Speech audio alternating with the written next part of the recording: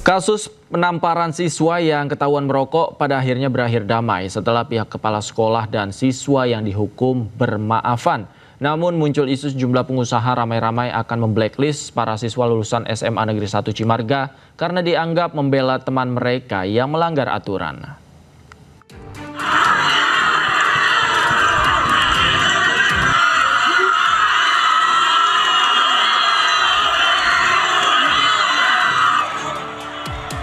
Kontroversi mengenai tindakan indisipliner siswa SMA Negeri 1 Cimarga, Kabupaten Lebak, Banten menarik perhatian publik.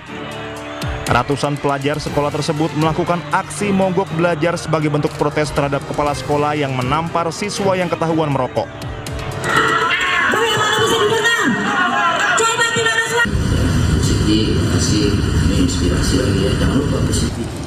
Kasus penamparan siswa ini pada akhirnya berakhir damai setelah pihak kepala sekolah dan siswa yang dihukum bermaafan.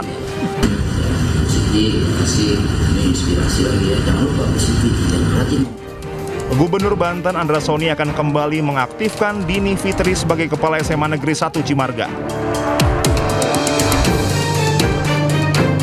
Sementara itu, di media sosial, sebagian besar netizen mengkritik keras aksi solidaritas para siswa SMA Negeri 1 Cimarga karena dianggap membela teman mereka yang melanggar aturan. Bahkan sejumlah netizen yang mengaku memiliki usaha akan memblacklist para siswa lulusan SMA Negeri 1 Cimarga.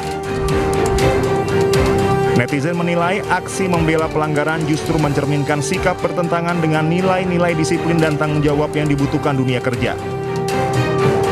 Komentar netizen secara umum menyoroti pentingnya pendidikan karakter sejak dini di lingkungan sekolah.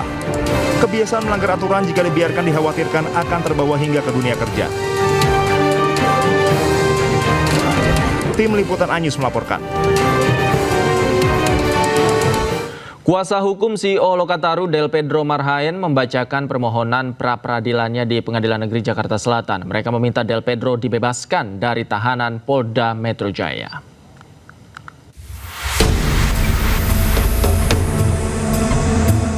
Dalam sidang pra-peradilan, tim pengacara Del Pedro membacakan alasan diajukannya pra-peradilan tersebut.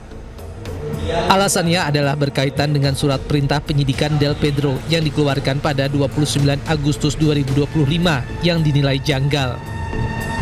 Pasalnya Del Pedro tak pernah diperiksa sebagai saksi, namun ia langsung dijemput paksa oleh polisi. Kuasa hukum juga menyoroti sikap majelis hakim yang meminta Del Pedro tak hadir dalam sidang. Sikap majelis hakim tanpa ada pikir-pikir, tanpa ada musyawarah dengan secara institusi juga gitu ya, langsung memutuskan Del Pedro tidak perlu hadir di dalam persidangan. Padahal menurut kami itu sangat penting bagi Del Pedro untuk mempertahankan hak-haknya ya, memperjuangkan hak-haknya seluas-luasnya.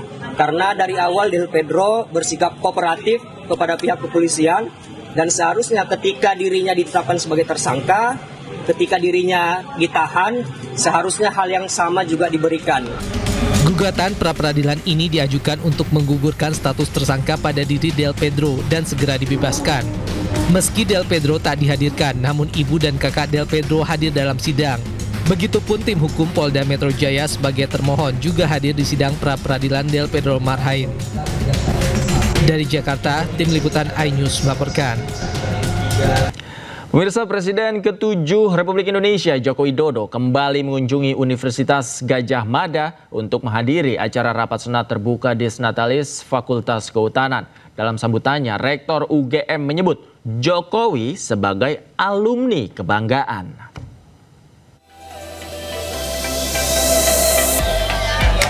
Joko Widodo, Presiden ke-7 Republik Indonesia menghadiri rapat senat terbuka Disnatalis ke-62 Fakultas Kehutanan UGM.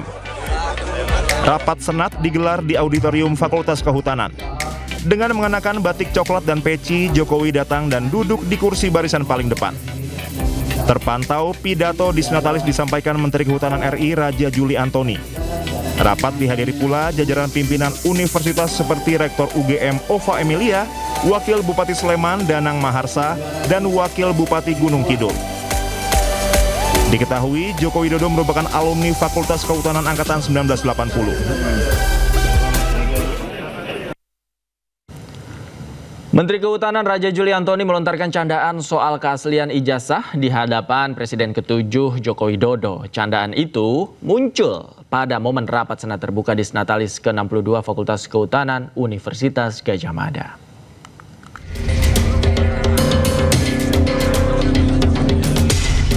Menteri Kehutanan Raja Juli Antoni melontarkan candaan soal keaslian ijazah di hadapan Presiden ke-7 Republik Indonesia Joko Widodo pada momen rapat Senat terbuka di Senatalis ke-62 Fakultas Kehutanan Universitas Gadjah Mada. Ada momen menarik saat Menteri Kehutanan Raja Juli Antoni memberikan sambutan di podium. Ia menyenggol isu ijazah. Candaan Raja Juli sontak disambut dengan gelak tawa hadirin yang datang. Yang sama-sama kita hormati, kita banggakan, kita cintai Bapak Presiden Republik Indonesia ke-7, Bapak Insinyur Haji Joko Widodo. Saya dapat konfirmasi dari staf saya, Pak Jokowi akan datang, pasti datang hari ini. Sejak itu perut saya mules. Sampai 11 malam saya bilang coba diperbaiki lagi slide saya segala macam. Tapi karena buru-buru nampaknya malah lebih jelek dari aslinya. Yang saya hormati Bapak Wakil Menteri Kehutanan Republik Indonesia Bapak Rohmat Marzuki. Alhamdulillah ini alumni Fakultas Kehutanan UGM yang insya Allah ijazahnya asli. Meski demikian, Raja Juli tidak menyinggung nama Jokowi. Ia melontarkan candaan soal ijazah setelah memperkenalkan Wakil Menteri Kehutanan Rohmat Marzuki. Tim Liputan iNews melaporkan. Pemirsa, PT KAI Komuter membenarkan adanya kepulan asap yang keluar dari gerbong 8 KRL jurusan Bogor, Jakarta Kota di Stasiun Tanjung Barat, Jakarta Selatan pagi tadi. Rangkaian kereta bermasalah dibawa ke Dipo Manggarai untuk diperiksa lebih lanjut.